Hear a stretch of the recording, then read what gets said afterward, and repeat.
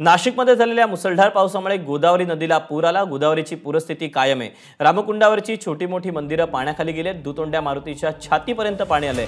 नाशिक, इगतपुरी, त्र्यंबकेश्वर, पेठ, सुरगाणा या तालुक्यांना पावसाने अक्षरशः झोडपून काढल्याने नदी नाले ओसंडून वाहत आहेत। जिल्ह्यातील 24 पैकी 8 धरणातून विसर्ग सुरू आहे। गंगापूर धरण हे 80% भरले। धरणातून 8100 क्युसेकने पाण्याचा विसर्ग सुरू आहे। दरम्यान महेश वखाड एबीपी माझाचे प्रेक्षक यांनी ड्रोनच्या माध्यमातून नाशिकचा हा गोदावरीचा जो पूर आहे तो टिपलेला आहे।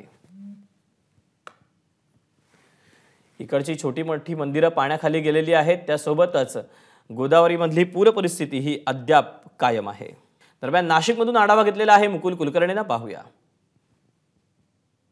सकाळपासून विश्रांती घेतलेल्या पावसानं पुन्हा एकदा नाशिकमध्ये हजेरी लावलेली आहे। आपण आता रामकुंड परिसरामध्ये आहोत आणि या बाजूला रिमझिम पाऊस सुरू आहे, तर जिल्ह्याच्या इतर भागामध्ये देखील आता पावसाला सुरुवात झालेली आहे। रामकुंडावरची जी छोटी छोटी मंदिरं होती ही सर्व मंदिरं कालपासूनच पूर्णपणे पाण्यामध्ये आहेत। जी मोठी मंदिरं आहेत त्यांना पाण्याचा वेढा लागलेला आहे, त्यामुळे भाविकांना त्या मंदिरापर्यंत जाता येत नाहीये। दुरूनच दर्शन घ्यावे लागते। समोरच्या बाजूला दुतोंड्या मारुती आपण बघतोय। दुतोंड्या मारुतीच्या चहू बाजूने पाण्याचा प्रवाह हा जायकवाडीच्या दिशेने वाहताना बघायला मिळतोय। तर रामकुंड परिसरामध्ये जी छोटे पूल होते हे पूल देखील पाण्याखाली गेलेत, त्यामुळे रामकुंड परिसरातली जी धार्मिक विधी होती ती इतरत्र हलवण्यात आली आहे। रामकुंडाच्या बाजूला पूजा साहित्य विक्री करणारी जी छोटी छोटी दुकानं होती त्या दुकानांमध्ये पाणी जाऊ नये ज्या छोट्या टपऱ्या होत्या त्या देखील सुरक्षित ठिकाणी हलवण्यात आलेला आहे। हा पाण्याचा ओघ आपण बघतोय।